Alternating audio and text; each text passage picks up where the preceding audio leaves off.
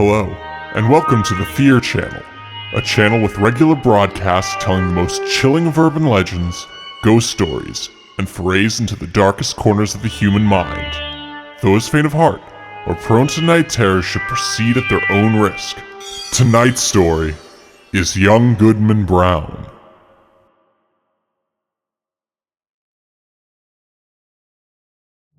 Young Goodman Brown came forth at sunset into the street at Salem Village, but put his head back after crossing the threshold to exchange a parting kiss with his young wife, and Faith, as the wife was aptly named, thrust her own pretty head into the street, letting the wind play with the pink ribbons of her cap while she called to Goodman Brown. "Dearest heart," whispered she, softly and rather sadly, when her lips were close to his ear, "prithee put off your journey until sunrise, and sleep in your own bed tonight. A lone woman is troubled with such dreams and such thoughts that she's afraid of herself sometimes. Pray stay thee with me tonight, dear husband, of all nights in the year." "My love and my faith," replied young Goodman Brown, "of all nights in the year this one night must I tarry away from thee. My journey, as thou call'st it, forth and back again, must needs be done twixt now and sunrise. What, my sweet pretty wife, dost thou doubt me already, and we but 3 months married?"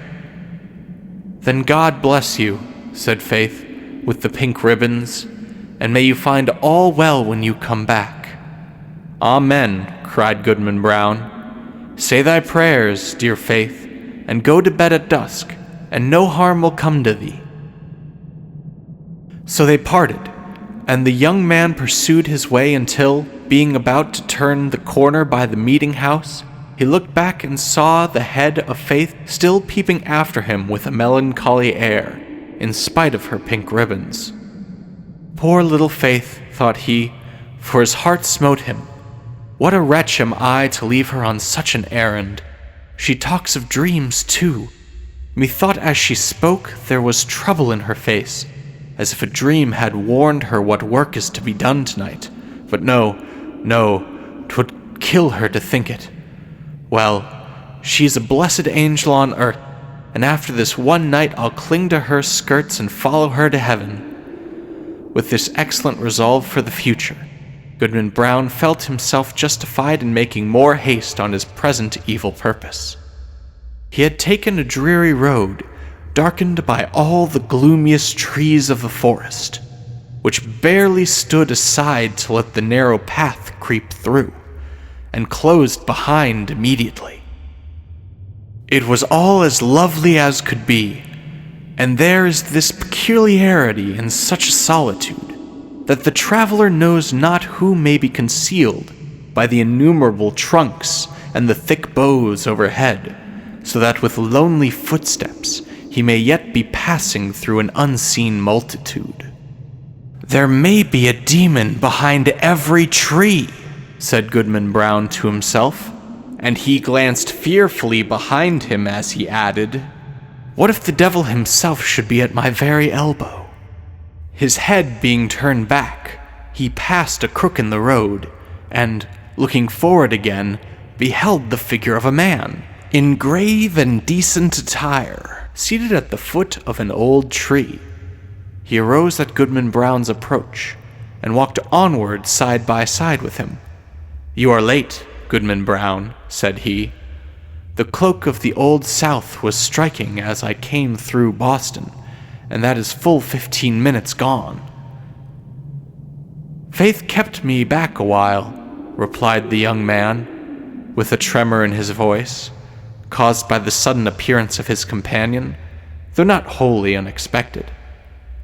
It was now deep dusk in the forest, and deepest in that part of it where these two were journeying. As nearly as could be discerned, the second traveler was about 50 years old, apparently in the same rank of life as Goodman Brown, and bearing a considerable resemblance to him, though perhaps more in expression than features. Still, they might have been taken for father and son, and yet, though the elder person was as simply clad as the younger, and as simple in manner, too. He had an indescribable air of one who knew the world, and who would not have felt abashed at the governor's dinner table or in King William's court, were it possible that his affairs would take him there. But the only thing about him that could be fixed upon as remarkable was his staff, which bore the likeness of a great black snake, so curiously wrought that it might almost be seen to twist and wriggle itself like a living serpent. This, of course, must have been an ocular deception, assisted by the uncertain light. "Come, Goodman Brown," cried his fellow traveler, "this is a dull pace for the beginning of a journey. Take my staff, if you are soon too weary." "Friend," said the other, exchanging his slow pace for a full stop, "having kept covenant by meeting thee here, it is my purpose now to return whence I came. I have scruples touching the matter thou wottest of." "Sayest thou so?" replied he of the serpent, smiling apart. "Let us walk on nevertheless, reasoning as we go, and if I convince thee not, thou shalt turn back. We are but a little way into the forest yet." Too far," exclaimed the goodman, unconsciously resuming his walk. "My father never went into the woods on such an errand, nor his father before him. We have been a race of honest men and good Christians since the days of martyrs, and shall I be the first of the name of Brown that ever took this path and kept?" "Such company, thou wouldst say," observed the elder person, interpreting his pause. "Well said, Goodman Brown. I have been as well acquainted with your family as with ever a one among the Puritans, and that's no trifle to say. I helped your grandfather, the constable, when he lashed the Quaker woman so smartly through the streets of Salem, and it was I that brought your father a pitch-pine knot, kindled at my own hearth, to set fire to an Indian village in King Philip's war. They were my good friends both, and many a pleasant walk have we had along this path, and returned merrily after midnight. I would fain be friends with you for their sake."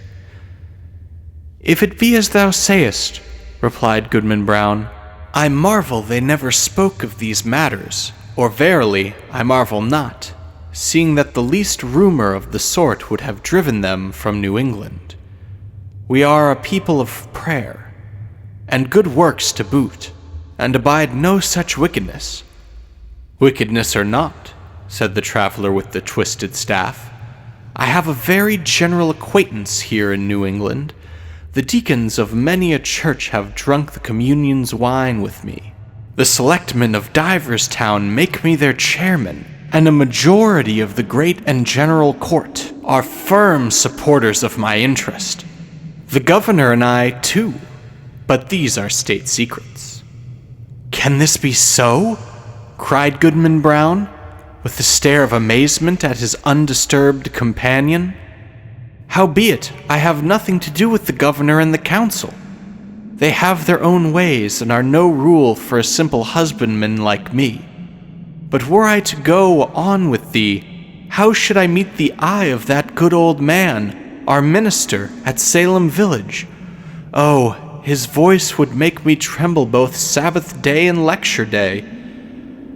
Thus far the elder traveler had listened with due gravity, but now burst into a fit of irrepressible mirth, shaking himself so violently that his snake-like staff actually seemed to wriggle in sympathy. "Ha ha ha!" shouted he again and again, then composing himself, "Well, go on, Goodman Brown, go on, but prithee, don't kill me with laughing." "Well, then, to end the matter at once," said Goodman Brown, considerably nettled, "there is my wife, Faith. It would break her dear little heart, and I'd rather break my own." "Nay, if that be the case," answered the other, "e'en go thy ways, Goodman Brown. I would not for 20 old women like the one hobbling before us that faith should come to any harm." As he spoke, he pointed his staff at a female figure on the path, in whom Goodman Brown recognized a very pious and exemplary dame, who had taught him his catechism in youth, and was still his moral and spiritual advisor, jointly with the minister and Deacon Gookin. "A marvel, truly, that Goody Cloyes should be so far in the wilderness at night," said he. "But with your leave, friend, I shall take a cut through the woods until we have left this Christian woman behind. Being a stranger to you, she might ask whom I was consorting with, and whither I was going." "Be it so," said his fellow traveler, "betake you to the woods, and let me keep the path." Accordingly, the young man turned aside, but took care to watch his companion, who advanced softly along the road until he had come within a staff's length of the old dame. She, meanwhile, was making the best of her way, with singular speed for so aged a woman, and mumbling some indistinct words, a prayer, doubtless, as she went. The traveler put forth his staff and touched her withered neck with what seemed like the serpent's tail. "The devil!" screamed the pious old lady. "Then Goody Cloyes knows her old friend," observed the traveler, confronting her and leaning on his writhing stick. "Ah, forsooth, it is your worship indeed," cried the good dame. "Yea, truly it is, and in the very image of my old gossip, Goodman Brown, the grandfather of the silly fellow that now is. But would your worship believe it, my broomstick hath strangely disappeared, stolen, as I suspect, by that unhanged witch, Goody Cory, and that, too, when I was all anointed with the juice of smallage, and cinquefoil, and wolfsbane, mingled with fine wheat and the fat of a newborn babe," said the shape of old Goodman Brown. "Ah, your worship knows the recipe," cried the old lady, cackling aloud. "So as I was saying, being all ready for the meeting, and no horse to ride on, I made up my mind to foot it, for they tell me there is a nice young man to be taken into communion tonight. But now your good worship will lend me your arm, and we shall be there soon." "That can hardly be," answered her friend. "I may not spare you my arm, Goody Cloyes, but here is my staff, if you will." So saying, he threw it down to her feet, where, perhaps, it assumed life, being one of the rods which its owner had formerly lent to the Egyptian magi. Of this fact, however, Goodman Brown could not take cognizance. He had cast up his eyes in astonishment, and upon looking down again, beheld neither Goody Cloyes nor the serpentine staff, but just his fellow traveler alone, who waited for him as calmly as if nothing had happened.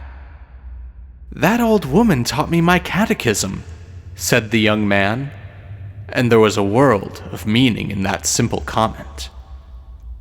They continued to walk onward, while the elder traveler exhorted his companion to make good speed and persevere in the path, discoursing so aptly that his arguments seemed rather to spring up in the bosom of his auditor than to be suggested by himself.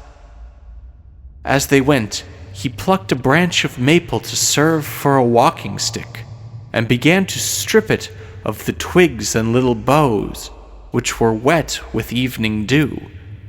The moment his fingers touched them, they became strangely withered and dried up, as with a weak sunshine. Thus the pair proceeded, at a good free pace, until suddenly, in a gloomy hollow of the road, Goodman Brown sat himself down on the stump of a tree and refused to go any farther.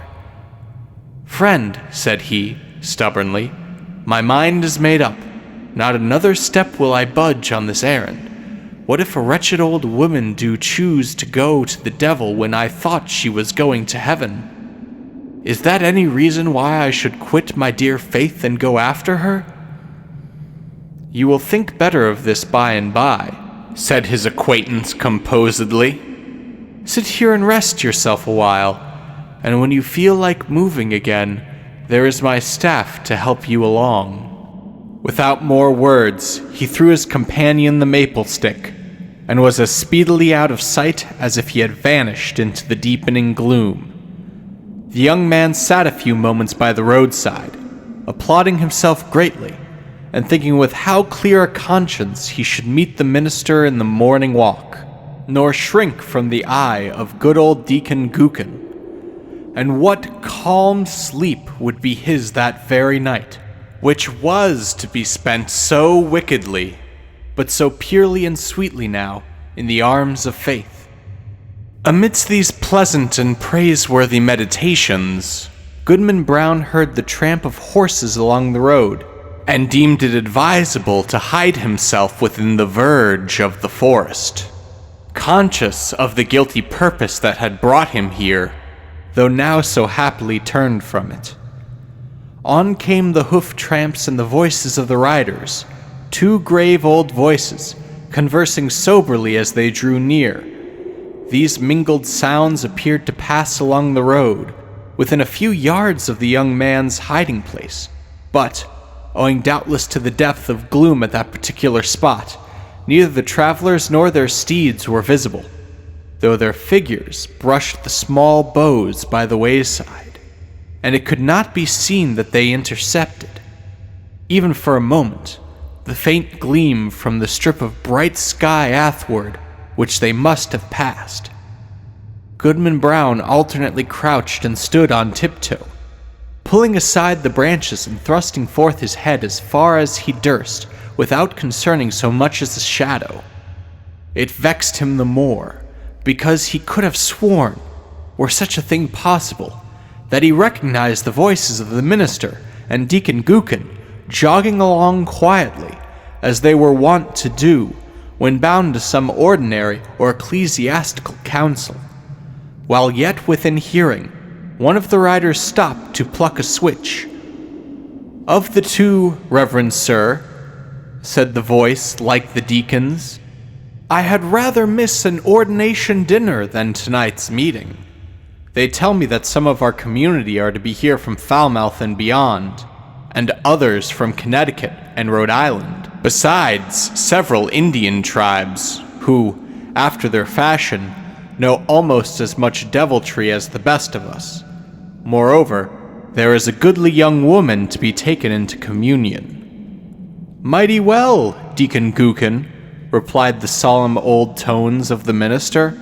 "Spur up, or we shall be late. Nothing can be done, you know, until I get on the ground." The hooves clattered again, and the voices, talking so strangely in the empty air, passed on through the forest, where no church had ever been gathered or solitary Christian prayed. Where then could these holy men be traveling so deep within the heathen wilderness? Young Goodman Brown caught hold of a tree for support, being ready to sink down on the ground, faint and overburdened with the heavy sickness of his heart. He looked up to the sky, doubting whether there really was a heaven above him. Yet there was the blue arc, and the stars brightening in it. "With heaven above and faith below, I will yet stand firm against the devil," cried Goodman Brown. While he still gazed upward into the arc beneath the firmament, and had lifted his hands to pray, a cloud, though no wind was stirring, hurried across the zenith and hid the brightening stars. The blue sky was still visible, except directly overhead, where this black mass of cloud was sweeping swiftly northward. Aloft in the air, as if from the depths of the cloud, came a confused and doubtful sound of voices. Once the listener fancied that he could distinguish the accents of townspeople of his own, men and women, both pious and ungodly, many of whom he had met at the communion table, and had seen others rioting at the tavern. The next moment, so indistinct were the sounds, he doubted whether he had heard aught but the murmur of the old forest, whispering without a wind. Then came a stronger swell of those familiar tones, heard daily in the sunshine at Salem village, but never until now from a cloud of night there was one voice of a young woman, uttering lamentations, yet with an uncertain sorrow, and entreating for some favor which, perhaps, it would grieve her to obtain. And all the unseen multitude, both saints and sinners, seemed to encourage her onward. "Faith!" shouted Goodman Brown, in a voice of agony and desperation. And the echoes of the forest mocked him, crying, "Faith! Faith!" as if bewildered wretches were seeking her all throughout the wilderness. The cry of grief, rage, and terror was yet piercing the night, when the unhappy husband held his breath for a response. There was a scream, drowned immediately in a louder murmur of voices, fading into far-off laughter as the dark clouds blew away, leaving the clear and silent sky above Goodman Brown. But something fluttered lightly down through the air and caught on the branch of a tree.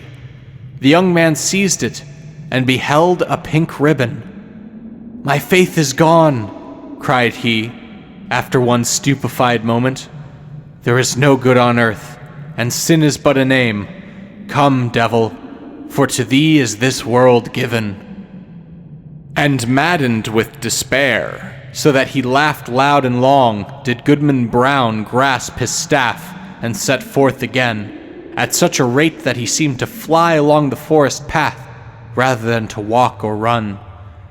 The road grew wilder and drearier, and more faintly traced, and vanished at length, leaving him in the heart of the dark wilderness, still rushing onward with the instinct that guides mortal man to evil. The whole forest was peopled with frightful sounds, the creaking of the trees, the howling of wild beasts, and the yell of Indians, while sometimes the wind tolled like a distant church bell, and sometimes gave a broad roar around the traveler, as if all nature were laughing him to scorn. But he was himself the chief horror of the scene, and shrank not from its other horrors. "Ha ha ha!" roared Goodman Brown when the wind laughed at him. "Let us hear which will laugh loudest. Think not to frighten me with your deviltry. Come witch, come wizard, come devil himself, and here comes Goodman Brown. You may as well fear him as he fear you." In truth, all through the haunted forest there could be nothing more frightful than the figure of Goodman Brown. On he flew among the black pines, brandishing his staff with frenzied gestures, now giving vent to an inspiration of horrid blasphemy, and now shouting forth such laughter as set all the echoes of the forest laughing like demons around him. The fiend, in his own shape, is less hideous than when he rages in the breast of man.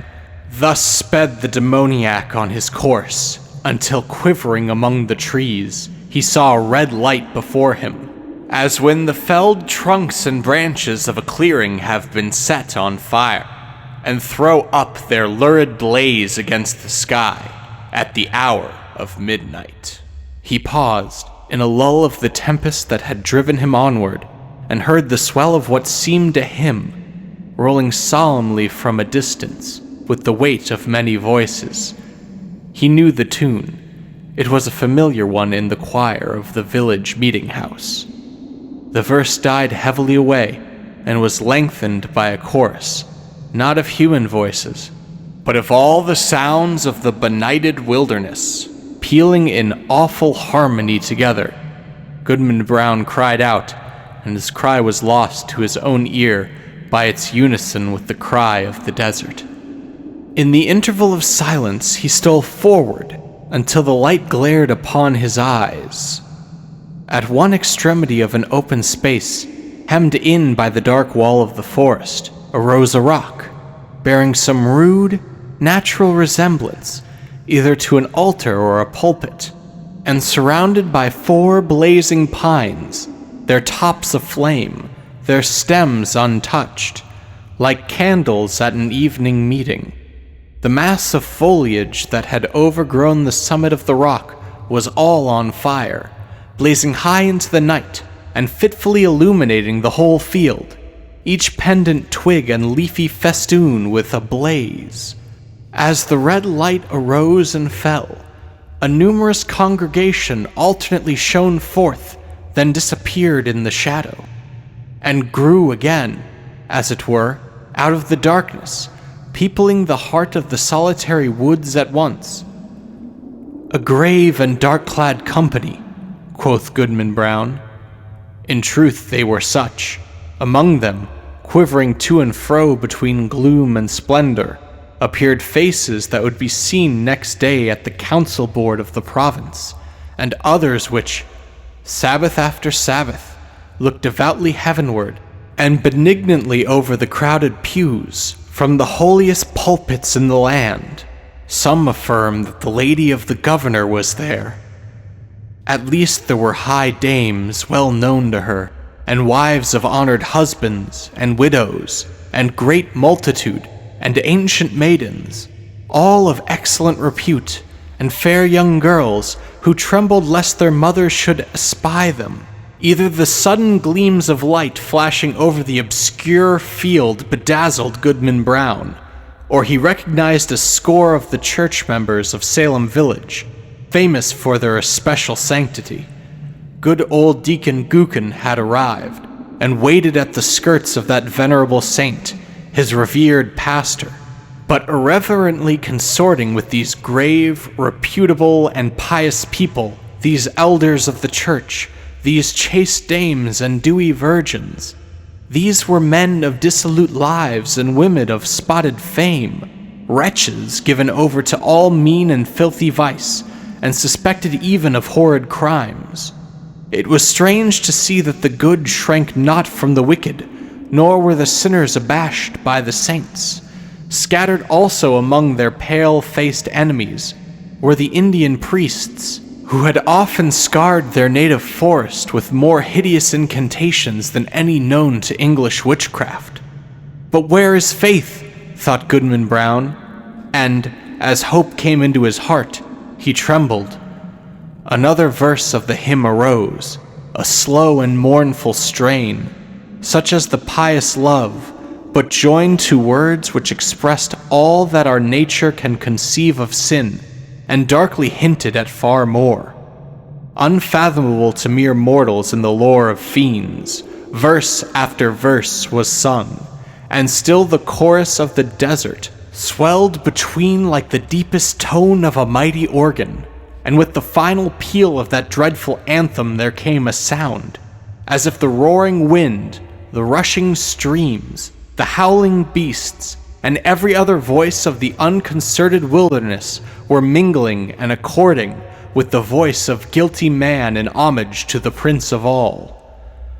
The four blazing pines threw up a loftier flame, and obscurely discovered shapes and visages of horror on the smoke wreaths above the impious assembly.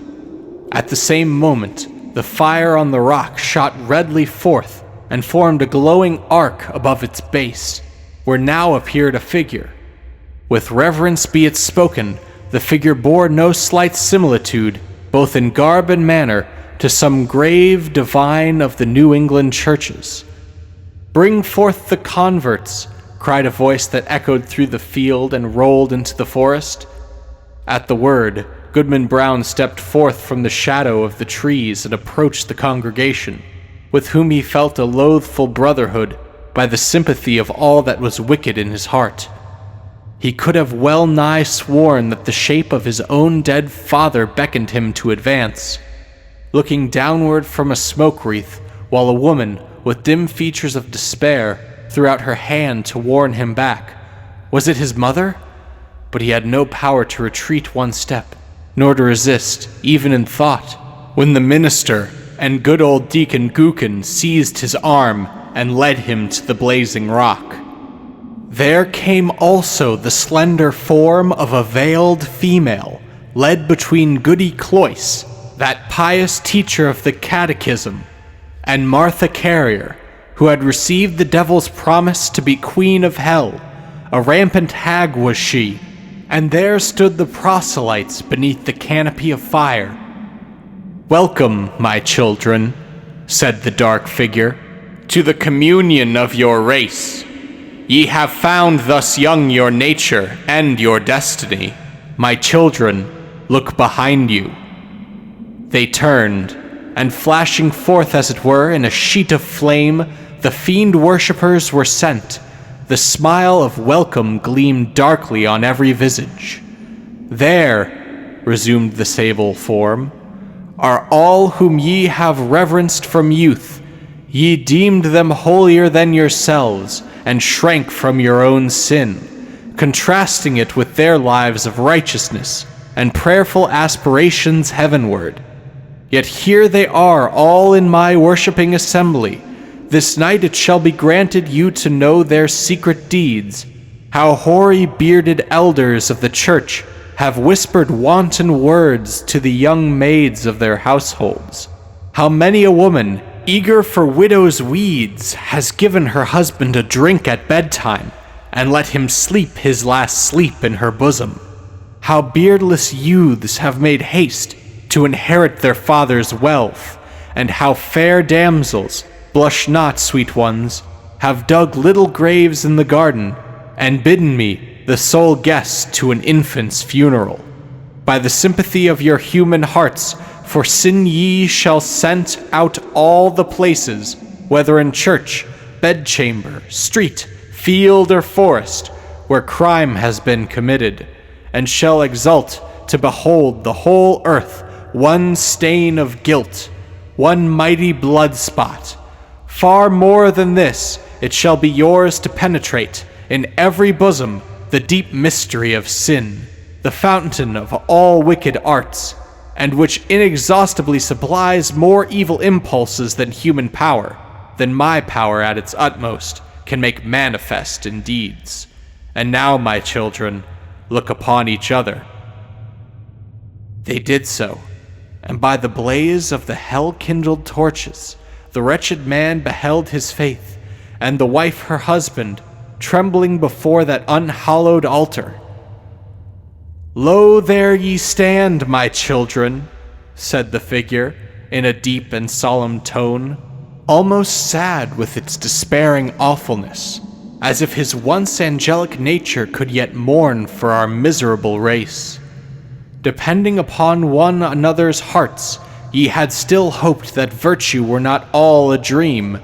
Now are ye undeceived. Evil is the nature of mankind. Evil must be your only happiness. Welcome again, my children, to the communion of your race."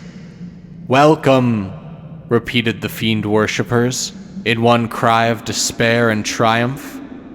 And there they stood, the only pair, as it seemed, who were yet hesitating on the verge of wickedness in this dark world. A basin was hollowed naturally in the rock. Did it contain water, reddened by the lurid light? Or was it blood, or perchance a liquid flame? Herein did the shape of evil dip his hand, and prepared to lay the mark of baptism upon their foreheads, that they might be partakers of the mystery of sin. More conscious of the secret guilt of others, both in deed and thought, than they could now be of their own, the husband cast one look at his pale wife, and faith at him. What polluted wretches would the next glance show them to each other, shuddering alike at what they disclosed and what they saw. "Faith, faith," cried the husband, "look up to heaven and resist the wicked one."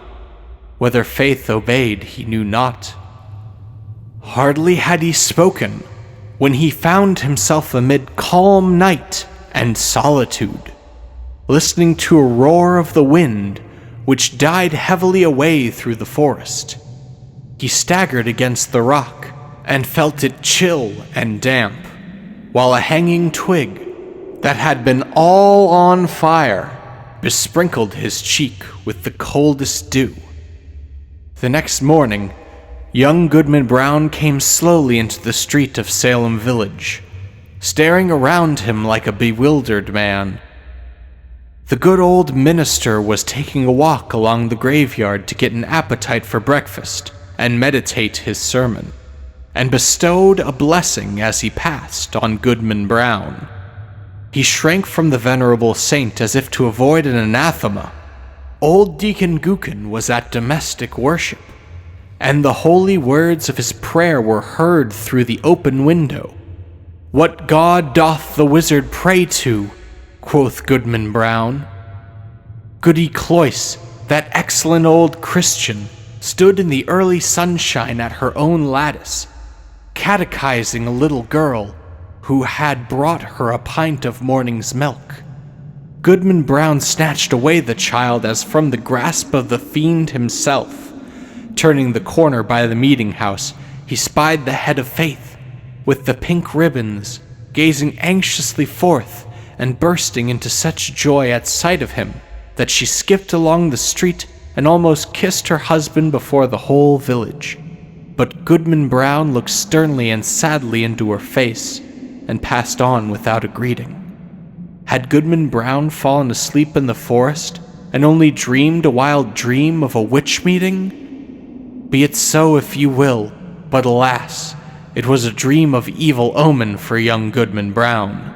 A stern, a sad, a darkly meditative, a distrustful, if not desperate man, did he become from the night of that fearful dream. On the Sabbath day, when the congregation were singing a holy psalm, he could not listen because an anthem of sin rushed loudly upon his ear and drowned all the blessed strain. When the minister spoke from the pulpit with power and fervid eloquence, and with his hand on the open Bible, of the sacred truths of our religion, and of saint-like lives and triumphant deaths, and of future bliss or misery unutterable, then did Goodman Brown turn pale, dreading lest the roof should thunder down upon the gray blasphemer and his hearers.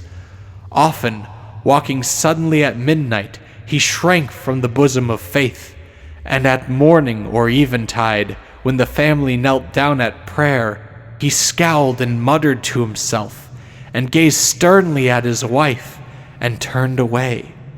And when he had lived long, and was borne to his grave a hoary corpse, followed by Faith, an aged woman, and children and grandchildren, a goodly procession, besides neighbors not a few, they carved no hopeful verse upon his tombstone, for his dying hour was gloom.